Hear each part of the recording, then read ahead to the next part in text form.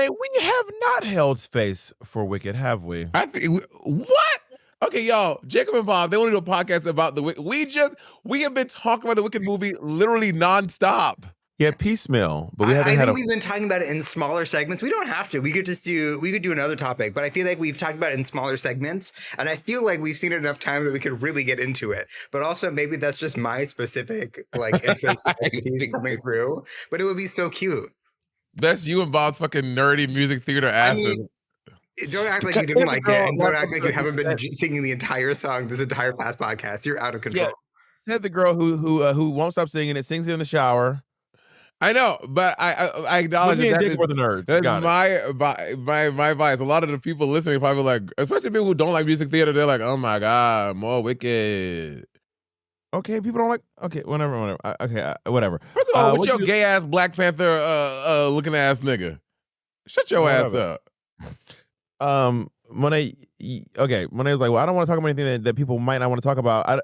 There might be people who don't want to talk about the most popular movie in America right now. What if they're over people talking about literally the most? It's not a niche corner topic. This is literally the number one movie probably in the world right now. Let's look it up. Well, I don't want to alienate this person who just doesn't like Wicked. It is. We don't need to look it up. I mean, I can show you screenshots of proof, but it is. I'm looking it up. When I was like, what if it's niche and no one wants to hear anything about Wicked? That'd be so upsetting. What if one person at home is like, I hate Wicked? Actually, Moana 2 is the biggest movie right now. No, just forget about that. Yeah. So I want to talk about Moana. As far I know, how far? That's Moana 1. I haven't seen the second one, so I can't even talk about it. I have no idea. No, but you want to talk about it. No, you want to talk about it. Let's go. Wait, can you talk about this outfit? Orange and pink together are very satisfying. Like, when I see orange and pink together, also pink and green, I think pink is a great unifying color. I mean, I don't know how color theory works. Really, I just can't wait to talk about Wicked. Literally. It's really sharp, don't you think? I think it's cute. Where is this from? I mean, you know black is this year's pink. What? I mean, we deserve each other, you and me. Well, this hat and me. We're both like really smart, you know? Are you doing lines from Wicked? No. Honestly, you deserve each other. This hat and you. Yeah. Oh my God. I mean, out of the goodness of my heart. Y'all doing some wicked shit. Out of the goodness of my heart. I don't know what's going on.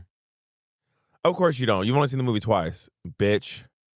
Well, you've also seen the Broadway show before. Like, you're a big Wicked I have not. I saw it once. But you know a lot of Wicked. You literally, when I was going to say about you were like, well, Monet, like if you like don't know like the soundtrack, blah, blah, blah, like you're gonna like it, but you're not gonna be like love it like how people who know the soundtrack and know the music for the show. So granted, I don't know the movies like that. I will say, No Good Deed is the best song from the show. I can't with you right now. Do you want to talk about it or not, bitch? Well, I'm going to do our podcast. We've ebb and flow through things. Yes, we're going to talk about it. We're not going to let our podcast.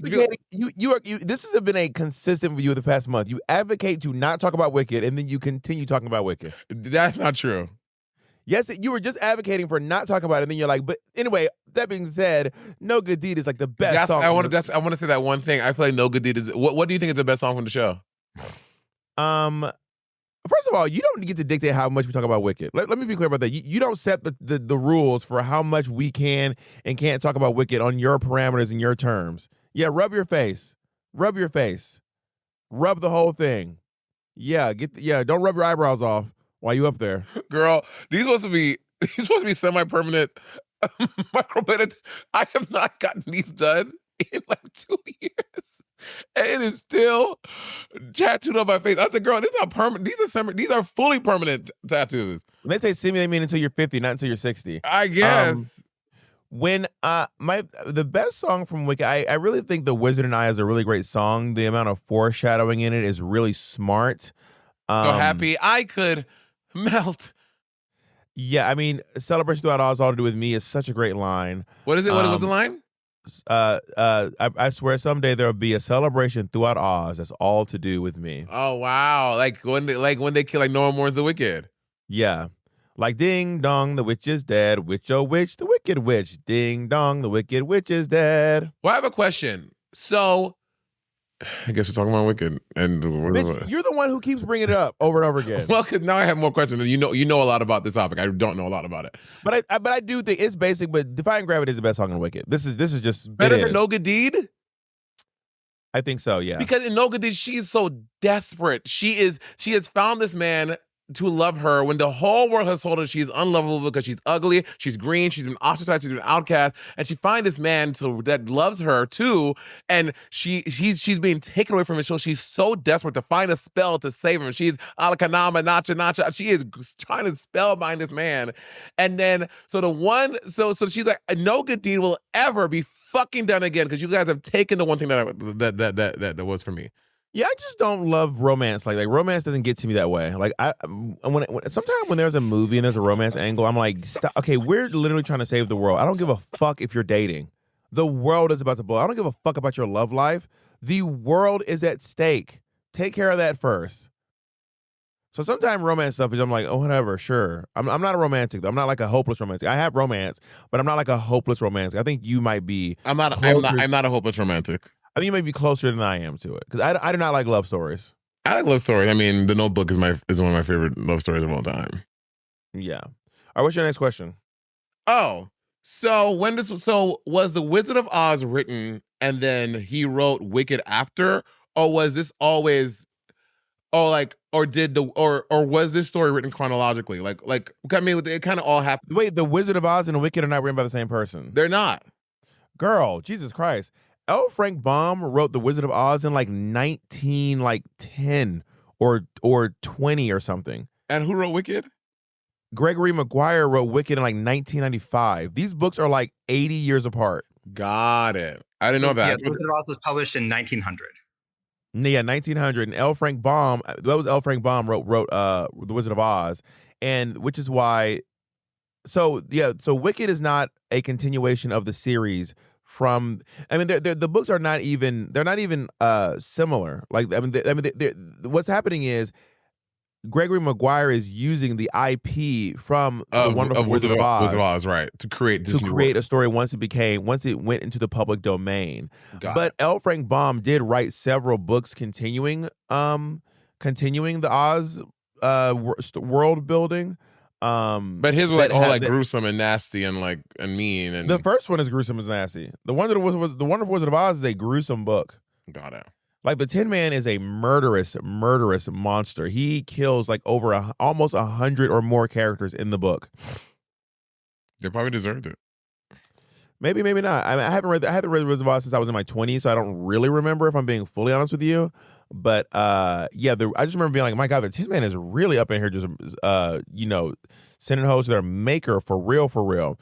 And then Gregory Maguire is just using clever writing techniques to weave the story to create a pre-story. So good. Gregory is Gregory still alive? Is he still with us? I'm pretty sure he's alive. I think he was at the theater when me and Jake were there. He's also in the movie, I believe, as a cameo. Work. And then I guess I wonder how the world works with since they're using his story.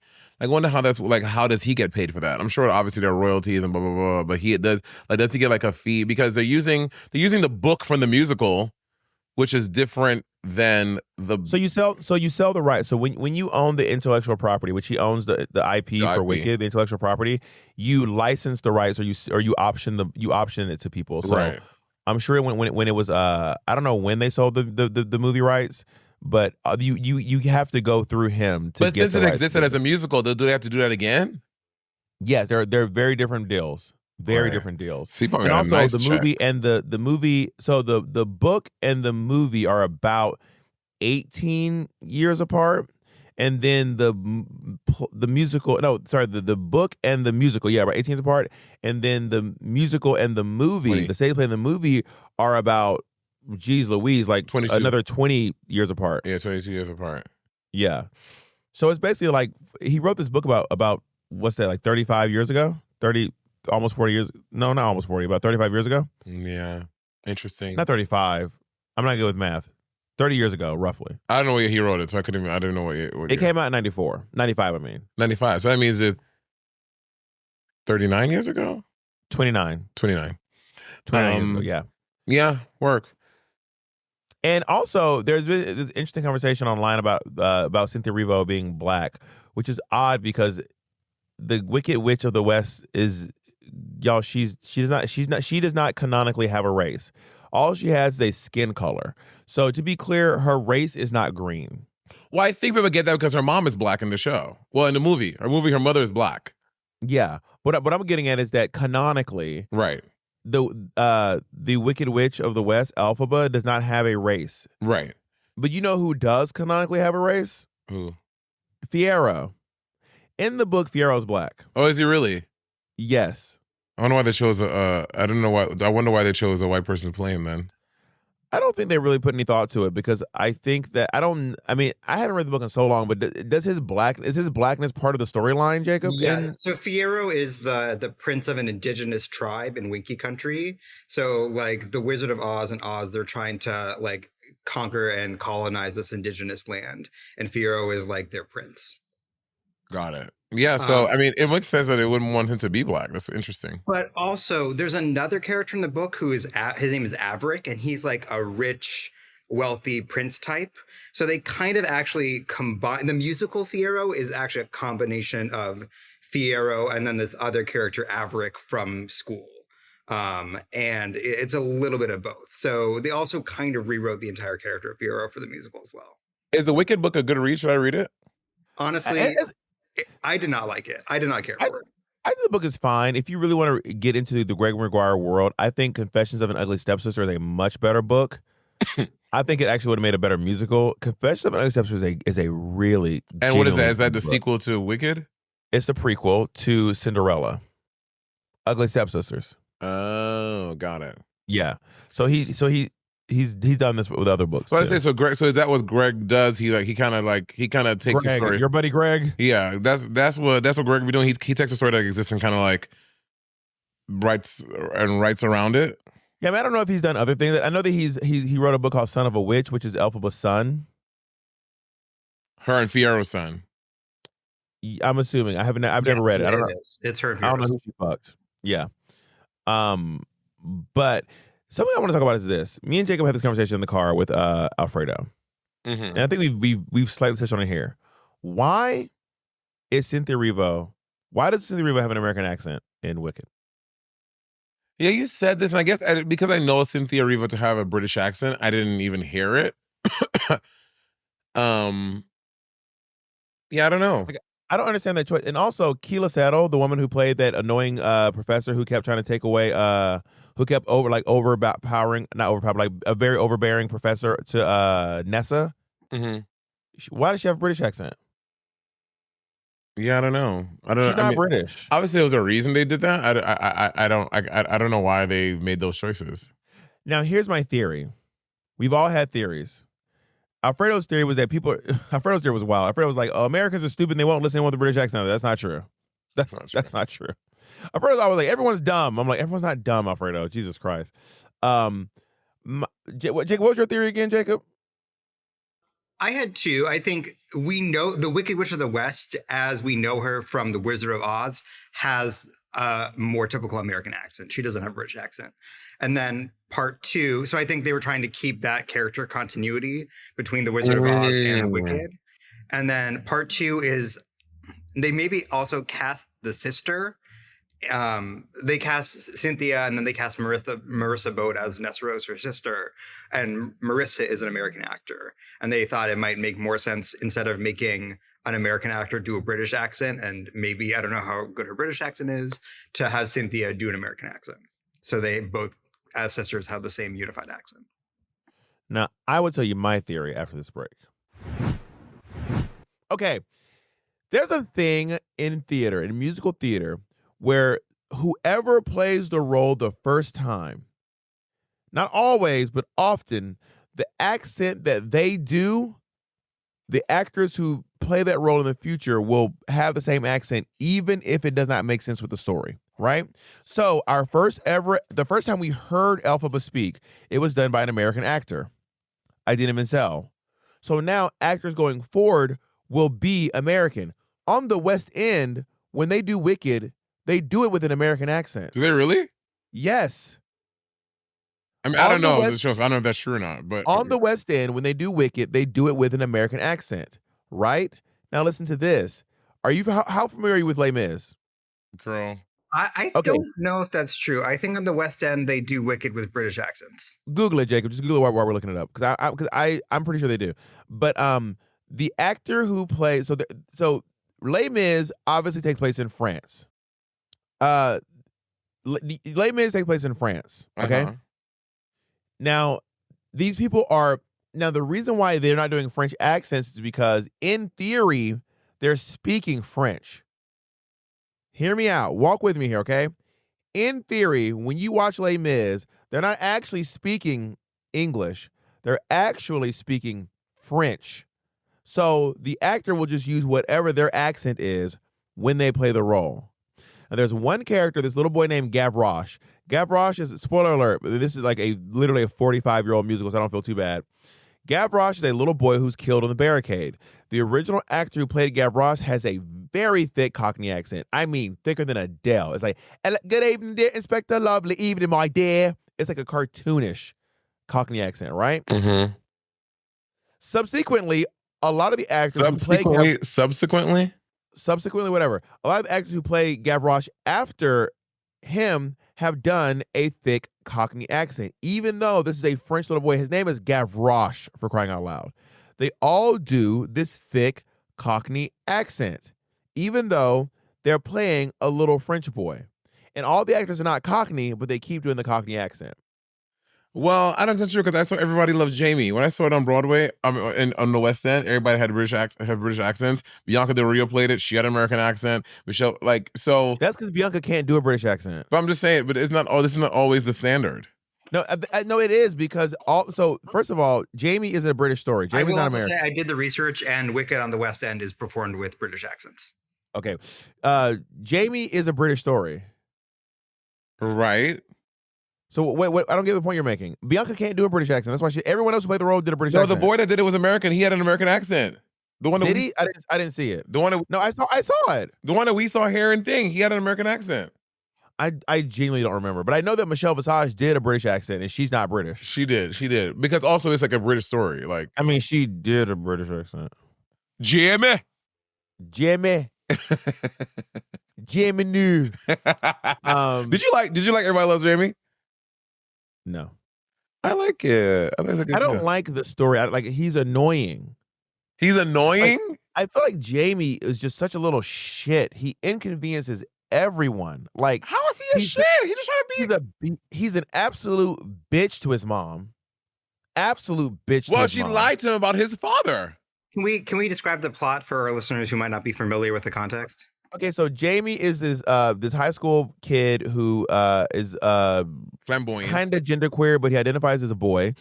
And Jamie likes to dress up in drags and wear nails and wear makeup and stuff like that. Okay, he's one of them gays. Jamie wants to go to prom in drag, but they're like, it's against the dress code. You can't go to prom in drag. Mm-hmm. And the whole show is basically he meets this drag queen who owns a drag shop. She shows him a little bit about drag. She teaches him how to do drag. And then he's going to go to prom in full yags, right? And on the way, Jamie has a relationship with his father, or he thinks he has a relationship with his father. But the truth is he has no relationship with his father. His mother is pretending that he does because she's afraid to let Jamie know that his father wants nothing to do with him. Right. And then Jamie finally sees his father. He's like, oh, thanks for the flowers. And Jamie's like, his dad's like, bitch, I ain't seen no motherfucking, your gay ass, no fucking flowers. Faggot ass, boil, fucking fairy ass, faggot ass, juicy, fucking fruity booty ass, dick in the booty ass nigga. Oh, Jesus Christ. I think that's actually the words that were in the script. I feel pretty certain of that.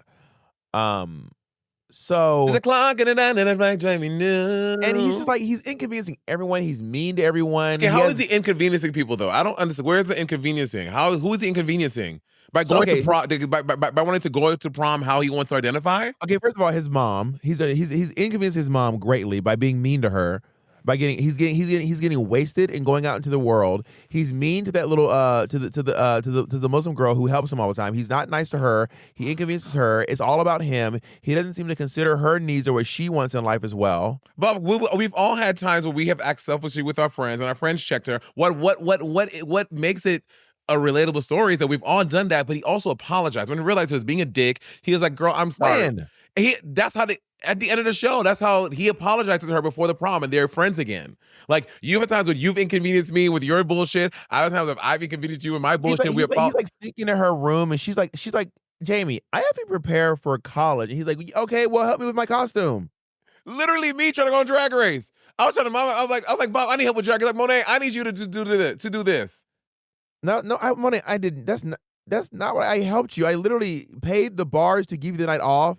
I gave you money. I did not tell you to help with my stuff. I literally called the bars, told them to give you the night off, asked them to pay you, and then I paid you missing wages I'm talking and about more All money. Stars. Also, when I did All Stars for you, like, Monet, I know you're leaving for the thing. We got to do some podcasts before you leave. You made me bank episodes. That wasn't for me. That was work, Monet. Yes, you have to work still. Okay, but it was still inconvenient. You are twisting the story. You ain't like, no, I need help with my stuff. I was like, yes, can you show up to work, bitch? So your little analogy is poo poo. It's poo poo. And with his mom, like that when you are raising a son, well, a queer kid, there's a lot of peaks and valleys there. They're gonna go through the emotions. How would you know? Huh? How would you know? Because I have raised Colleen is queer. I am raising a queer cat. And as a cat parent, they're fucking weird. That's for goddamn sure. So I don't think he's inconveniencing. And then he snuck into her room, and she was like, "Jamie, I can't have boys in my room." And he was like, "Well, I'm here anyway," or some shit like that. Like, he's so inconsiderate. And then also the weird flirting with a straight guy. I was like, girl, get off his straight dick, girl. Like, leave this. Like, get off this straight boy's dick. And that's something he's gonna learn. Every little gay boy has thought a straight boy is cute because you're in high school. You don't have access to lots of other things. You're seeing these boys every day. Like, it's gonna be a natural thing. Jamie will learn. He's only 17. I had crush on the gay boys. I always had crush on the gay boys. How did you know everyone was gay? So, Bob, when you were a young little queer kid, there was never a straight boy that you thought was cute and attractive. No, not really. I used to have crush on girls. And then the gay boys. Okay, but not really is not no. I mean, thinking someone's cute and attractive is not the same as having a crush on them. Like, I was like, oh, this guy's cute, but I didn't have a crush. I had a crush on Joey King. And Joey King was a fag? Probably still is. Well, I think, you are, so Bob is an exception to the rule. Jacob, have you ever had a crush on a straight boy in school growing up? No, hands down. 100%. Sure. That is a lot. That is a lot of our I'm just saying it's not every little gay boy. So but most don't ascribe that to all of us. Most of us. I would reckon. Yeah, most of us. Reckon, honey. Yeah, most people are basic like you. You are basic like most people. You are like most. Oh, so you think that Jacob, your loving partner, is basic? He has basic moments. Wow. So you think Jacob is basic? Jacob, what do you say to that? He also has basic moments. I have basic moments for sure. Yeah. And Jacob gathered you like a motherfucking ponytail. I've been gathered. I have basic moments. We all have basic moments. I mean, you have a few more than the rest of us, but yeah, we all have basic moments. Why you gotta be such a cunt? You do have basic moments. And then when I saw I think I saw Waitress in the West End, they had British accents too. When I saw, I was about to say something really stupid. I was about to say something so fucking dumb. What? Yeah, when I saw Kinky Boots have British accents, but they're fully in Britain. Fully in Britain. Well, did Todrick do a British accent? I don't remember, to be honest. I don't remember either. Yeah. But Lola is British. Yeah, they're all British. The British show. Kinky Boots I know it's not long enough. They can't. I would love them to bring Kinky Boots back. And when they do, I would love to put my name in my hat in the ring to do Kinky Boots. It feels like a lot, but I feel like I could turn some Lola out. Leave expectations at the door. Just let your eyes explore. Maybe there's a tour. Is there a tour? Let's see. Maybe. I don't know if I'm cut for being on tour. But there are certain shows that go on tour forever. Like, there are certain shows that will just never. Hairspray will never stop touring.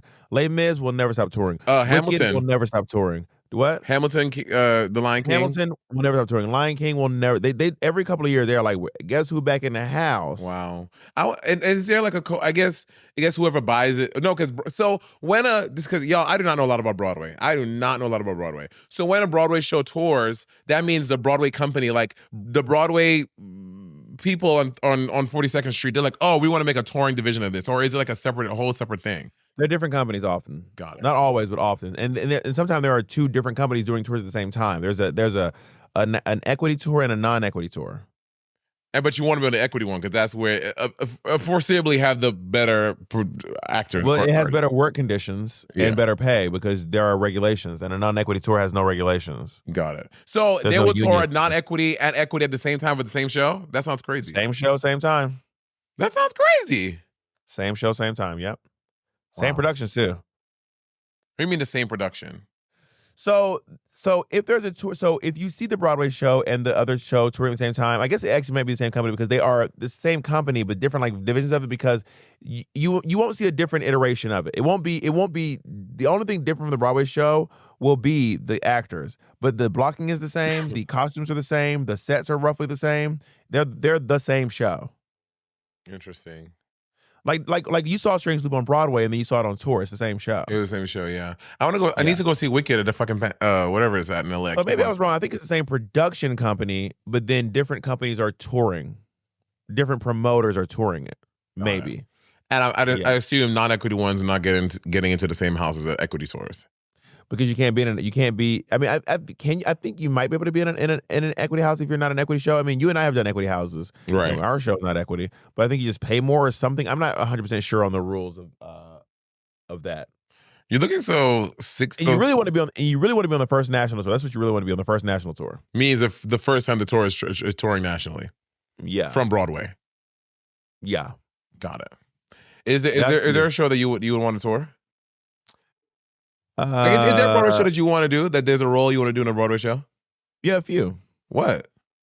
I want to be King Herod in Jesus Christ Superstar. I did know that. Pretty badly, actually. And so let's say they're doing a national tour. You would take whatever time off and do a national tour as King Herod in the Broadway show? Maybe. Depends on how long the contract was and what the pay was and what else I had going on at the time. I wanted to audition for the national tour of Jesus Christ Superstar back in like 2019, but they didn't see me. Got it. And did you audition for the Genie one time in Aladdin? This was like, yes, like 2000, like when it first came on Broadway. I went to this one. I used to go to casting calls in New York all the time. How was your audition? I don't think it was good. What'd you sing? I sang a song that didn't make any sense. I didn't know how to do. I didn't know how to audition for Broadway shows. I sang 10 Minutes Ago from Cinderella, which has nothing to do with how the Genie would be. How's that go? 10 minutes ago, I saw you. I heard when you walked through the door. Why didn't you call me and ask me? I don't know. I didn't know anything about auditioning for, because like for auditioning for the Genie, you want to sing a song that has a lot of like razzle dazzle, right? Yeah, I would. Yeah, I would probably sing something like maybe something from maybe a song like actually Razzle Dazzle itself would be a good song maybe. I don't know what the fuck Razzle Dazzle is. Give 'em the old Razzle Dazzle, Yeah. From Chicago. Give 'em an act with lots of flash in it, and the reaction will be passionate. Interesting. You probably could have also sang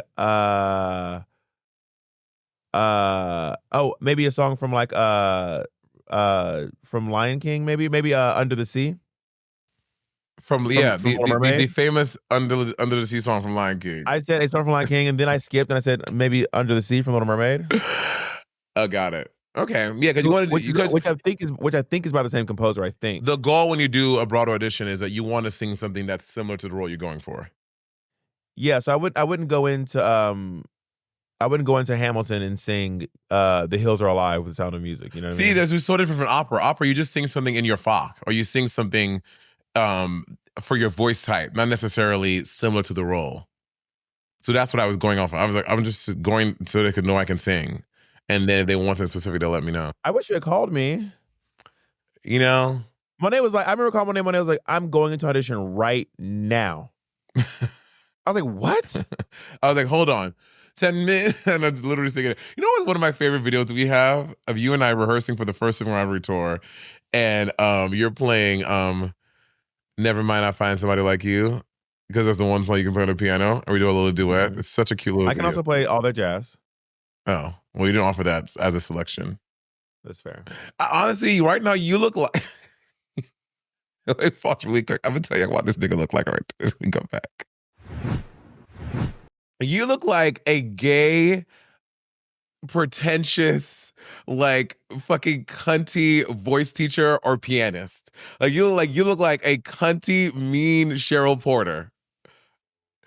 Like I'd be like, no, from the diaphragm. Use this. Use this. Yes. Or like Try it. Try it. There we go. very that. There we go. Very that. Or like Sparky Pilastri from Bring It On. The choreographer? Yeah. He's not gay. These aren't spirit fingers, but a gay one. These are spirit fingers, ladies. Cheryl, I need you to sing the notes, honey. Sing the notes. That's what it looks like you're gonna give. Can we find out who the actor who plays Sparky Polite? What is he up to? He was so good in that film. For that one little Sparky Polastri, in my opinion, was a breakout star in that film. Truly. I would agree with that. I can see that. Like, it's weird that he didn't become like a Jack Black or Will Ferrell after that, because that was a great performance. He stole the scene. Maybe he didn't want to. Yeah, maybe he was like, Rick Moranis famously quit acting. Why? He was such a good actor. Because his wife passed away and he wanted to take care of his kids. Really? Yeah. Do you think he made enough? But back then they used to do deals where they got paid. Like now, I was reading this. Movie deals and studio deals are so different now. But like back in like the 90s and early 2000s, kind of right before, Tobey Maguire was the one that tipped the scale the other way. We saw the paradigm shift after Tobey Maguire. But back then, people did deals. Like the guy who played Simba in The Lion King, he had the option to either take a $2 million payday or the deal to get paid in perpetuity for the rest of life, for the life of the film. And that's what his parents chose the second option. So now he never has to work a day in his life because forever, from Broadway, the movie, whatever, he gets paid for being the voice of young Simba. And I think Rick Moranis probably, I don't know, I'm assuming had a similar deal with like Honey, I Shrunk the Kids, Honey, I Blew Up the Kids, all those like good old late 80s. He did Spaceballs, he did Little Shop of Horrors. I mean, Rick Moranis was working. Yeah, so he probably like has a payday from all that stuff and he doesn't have to work as much. And then Tobey Maguire did this in the Spider-Man movie. So Tobey Maguire ended up making like, just from the first two, $21.5 million. And the That's third, it? Huh? That's it? No, I'm playing. Y'all talk about me 1% in that one episode. This is the true 1%er. That was a bit, Monet. That was clearly a bit. Was it? Or was it Freudian? Yeah, because you know how much I got paid for Drag Race? $1 billion. And Tobey Maguire opted for that, so he got paid $21.5 million to do the Spider-Man films. Cut to you see someone like Tom Holland who gets paid like he got paid $5 million for the 3 he's done so far. So all three, $5 million. Isn't that crazy? That seems unethical. For these like blockbuster, super huge Marvel movies. Interesting. Yeah. But yeah, so fun fact, on like the 25th or 30th anniversary of Little Shop of Horrors, me, Thorgy, and Dallas Dubois did a performance at BAM. Oh, in Brooklyn. And we did like a screening of Little Shop of Horrors. And Rick Moranis came, and I did the opening show. And Rick Moranis said, and it used to be on my website back in the day, he said, "Kitten with a Whip is a tough act to follow." Wait, okay, so y'all did a show. What did you do? Just numbers from the show? Yeah, have you ever seen like a Rocky Horror Picture Show live? No. Well, we were performing with the screen. Like with the movie playing in the background? Yeah, but I did a pre-show beforehand. Which was what? Just like your drag show? It was like a drag show, yeah. Some stand-up comedy and some numbers, yeah. Got it. Yeah, I wasn't invited to that. I don't think so. He goes, "Kitten with a Whip is a hard act to follow." And then in the elevator, he was like, "You're really talented." Word. And I was like, "Thank you, Rick Moranis. I'm such a big fan of yours." Let me see what Rick Moranis is doing. Let me just look up Rick Moranis really quick. I mean, he done raised his kids already. They got to be grown by now. 100%. Rick Moranis. Oh, he's a Canadian actor? Name a Canadian who you think name. I'm gonna give you 10 seconds to name 5 Canadians. Go. Oh my God. Brooklyn Heights. Tracy Melchior. 5. Lemon Gives You Life. Priyanka. Wait, 2. Wait, how did you? No. 10 seconds, we're done. I thought you were counting. I was like, wait, how am I at 5? I was counting down. Got it. Also, doing Canada Drag Race Girls is kind of cheating. You didn't, nigga. You asked to name 5 Canadians and I named them. I said kind of. You could have been like Carl, Craig, Joseph. Well, just name. See, but I don't cheat. I'm not just gonna say random people I don't. I'm not gonna cheat. Give me a country. Give me 10 seconds quickly. Germany. Give me 10 Germans. Heidi Klum, David Hasselhoff, Strauss, Ludwig von Strauss is, Ludwig von is Vienna, Austria. Ludwig von Beethoven. Vienna. Beethoven is from Vienna? Yes. Ludwig von Beethoven? I think so. And Let me double Frank. check. Let me double check. I feel like Beethoven is German. Oh, and Einstein. Beethoven is German. Is he? And Albert Einstein. Oh, yeah, he was born in Germany. He's born in Bonn. I mean, obviously Mozart is German. Italy, go. Matteo Lane. He's not Italian. He's American. Oh, it's Italians. Yeah. Donatella Versace. 4. The man from Gucci. You're done. You're cooked. You're cooked. You're cooked. You're cooked. You're cooked. Okay, France. Edith Piaf. Fuck. Nikki Doll. Do I not know any French people? Mexicans, go. Ezra Michelle. Not Mexican. Citizenship, Monet. Valentina is Mexican. She's born in Mexico? Yes. Her co-host from Canada from Drag Race in Mexico. She's not born in Mexico. That's not true. Go ahead, continue. Mateo's husband. And when I say Mexican, I'm talking about like they have to be born and raised in Mexico. Born in Bell, California, Mexican. No, to Mexican parents, Monet. This is crazy. Oh my God, we're horrible. All right, give me one more. Okay. Australians. Okay, Dame Edna. Hugh Jackman. The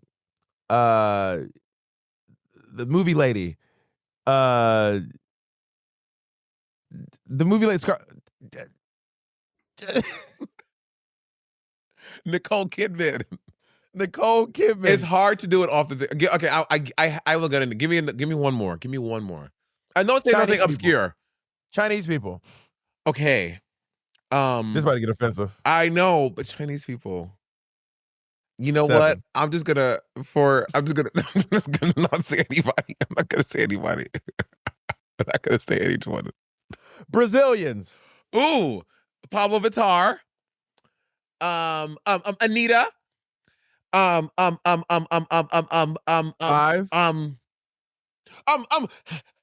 Johnson from Industry. Wade 1, 0. Not Wade, but it's Brazilian. Wade. I mean, kinda. You're ridiculous. Okay, South Koreans. Okay, Kim Chi, Margaret Cho, who's it? What's that comedian's name? The one, Bobby Lee. 3. Kim Jong Un, Kim Jong Il. That's all I got. Wait, Monet said South Koreans. So Kim Jong Un don't count. Oh shit, you're right. So you got 3 though. Simu Liu loves. I think he's so hot. Ooh, what I would do to spend one night with Simu Liu. To get me going. Who? Mohinder from Heroes. Mohinder. Baby, Mohinder was hot. Mohinder was hot. He was hot. Who is this? Simu Liu is Chinese. I thought he was Korean. You know, honestly, I think South Korean was the one that we did the best. Honestly, yeah. You can't do Canadian. Canadian, they're right there. I know, and I know them. I just can't. Like Alanis Morissette. 10. Alanis Morissette. Tracy Melchior. Brooklyn Heights. Rick Moranis. One more Canadian. 5.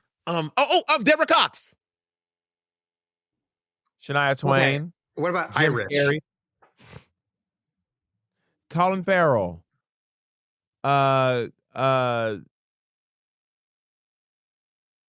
Blue Hydrangea. No, well, she's Northern Ireland, which is British. Girl, don't piss the Irish off, girl. We don't fight you. Fighting Irish. I can't. It's tough. So, okay, give me. Colin Farrell's Irish, right? Yeah, he is. Who's that guy who? Craig Ferguson. Oh, that was his name. Late night TV show host Craig Ferguson. What happened to Craig Ferguson? How are they there not more women? I think he was a bit of a glug glug glug. Got it. No, he was sober actually. You'll love him. To quote you, Bob, you have to stop calling people's sobriety out on the podcast. It's called breaking people's anonymity. How are there not more women in late night? Can we have that conversation? Let's have it. Like, is there Taylor Tomlinson now? But like, is After Midnight a talk show? It's not a talk show, but I mean, it does have. It is a kind of a late night. You know, it's kind of shifted. It used to be only like the thing, but now she like sits on. So I would put her in a list. She sits down and talks during after midnight. Sometimes, right? I mean, it's the game y'all play, but that's when y'all episode y'all sat on the thing. You weren't like talking about the thing, but it was. I mean, I would put it in the realm of late night. We just played the game from the couch. Say it again. We just played the game from the couch. I know, but anyway, so I guess, but I would still put it in the late night arena. I mean, you have Amber Ruffin is not anymore. You have who? Amber Ruffin. Remember the Amber Ruffin show? Yeah, you had Amber Ruffin, Monique, Chelsea Handler, Joan Rivers. Monique had a late night talk show on BET. Lily Singh. Joan had one. I already said Joan Rivers. Oh. I think Chelsea Handler had the longest one. I don't know how long did Joan Rivers went on, but Chelsea was years. Chelsea lately was years. Well, Joan used to fill in for Carson, and her show, I don't think it was late night. I think her show happened during the day, actually. There's an old clip of Joan Rivers. I'm glad Joan Rivers is dead. Here's why. If she would have lived longer, we would have had to turn on her. You know that, right? Oh, yeah, for sure. You know this, right? Yeah, for sure. Like, she'd be a Trumper. You think so? 100%. She would be an extreme Zionist. She would be a Trumper. Yeah, hardcore. Yeah. I mean, just to clarify, not she would be an extreme Zionist. She was an extreme Zionist. Yeah. Got it. Yeah. Yeah, but I think we need to open up the late night space to women. I don't understand why there's so little female representation in the late night. Like, it's almost as if it's a reflection of it's a microcosm of the real world. Thank you. I can't even fathom why. Thank you, Bob. You think there's anything? You think anything at foot here? There's a word. Misogyny. No, that's not it. Is misogyny a good drag name? Oh, that is a good one, but it has to be a drag king. Kind of like flip it up, fuck it up. He be misogyny? No, misogyny. There can be a man that's mixogyny. Mixogyny. So it looks like the longest running late night show was actually Full Frontal with Samantha Bee from 2016 to 2022. Oh, wow. I remember seeing that one. The show was prominent, but it didn't actually run that long. It only looks like it went for 2 years. How long did Chelsea go? How long was Chelsea lately? Let me look. There's a clip of Joan Rivers being really mean to Brigitte Nielsen. Like, it's kind of horrible. Who is he? I don't know who is Flavor Flav's ex-wife. I don't know. I would not say this is her most famous thing. I think she's an actor, most famously an actor. Oh, that's why I didn't know she was an actor. I thought that was her claim to fame, him being his ex-wife. And she was also a model. But she was like mean, like so mean to her. Like, why? Because Brigitte Nielsen is kind of a mess, and she was getting divorced a lot. She had a new husband, and her husband, English was a second language, and Joan was just like letting them have it, just giving them fever on this show, just giving them fever down. And Brigitte Nielsen got so mad she like walked off set. Correct. She was like, "I'm leaving. You're not gonna be my husband. I'm leaving." Bring back celebrities getting so mad in interviews and they walk off. Bring that back. Until it happens to you. I know. Do you think you'll ever have to do an interview where you be so pissed off that you walk off? Like what line would they have to cross to make you walk off of an interview and you not engage with their like craziness? I mean, I don't know. I don't know what that line would be. I mean, I wouldn't be able to, unless they're like doing like just extremely deep personal attacks. I mean, if they're talking politics, I'm happy to rebut their political takes. But if they're just doing like deep personal attacks on me as a person, I probably would fight back for a little bit. Then I'd be like, "This is so toxic. I gotta get out of here." TBH, and I feel like I can BH with you. I do. You would say, I feel like I could TBH with you. No, I said TBH, and I feel like I could BH with you. No, I can BBH with me. No, TBH, and I feel like I can BH with you. Oh, I thought you said BBH with me.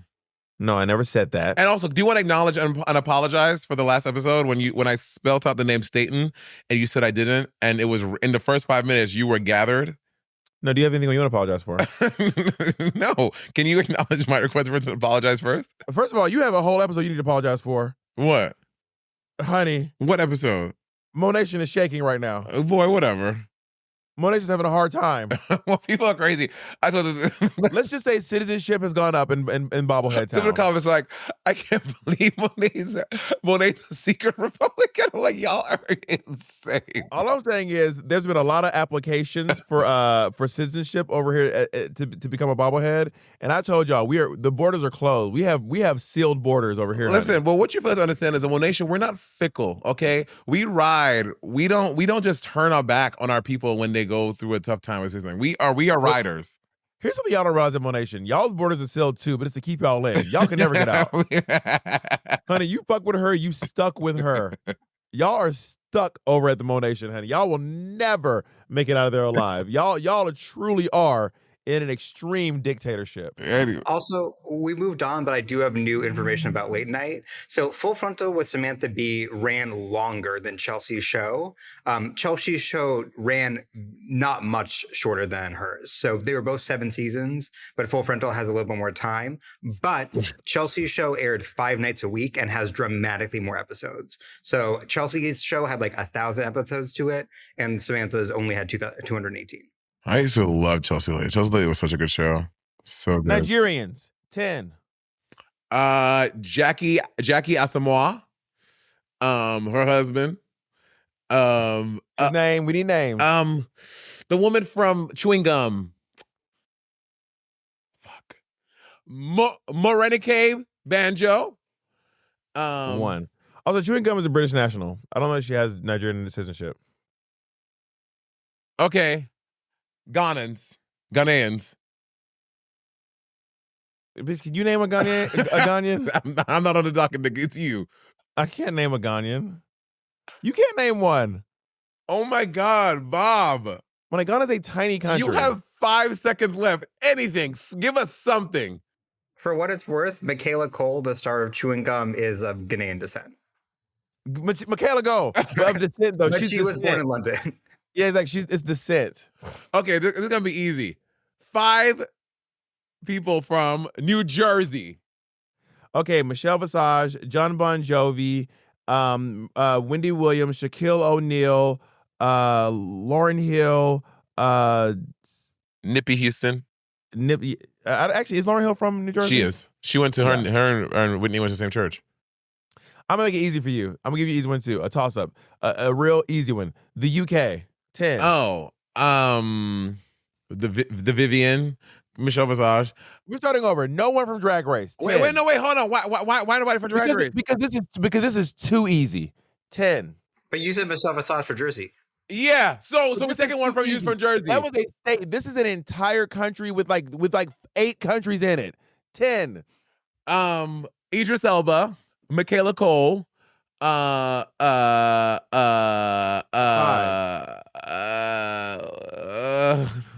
Holland. 0. Because you would have just gone down the Drag Race line. That would have been too easy. It's the pressure. It's kind of like how you're really bad at playing Anomia because of the pressure. I'm bad at doing that. Okay, I'm gonna make it. This is the easiest one, and no one from Drag Race. Okay. And they have to be raised here. Okay. New York City. Oh my God. Alicia Keys. Donald Trump. Don Jr. 5. Ivanka Trump. She's not from New York City. She is from Ivanka, the daughter. And John F. Kennedy. Doing the Trumps, 3 Trumps is crazy. My brain can't think of who to do it. It's cheating and it's crazy. And I don't think JFK is from New York City, is he? I don't know. That accent is not from.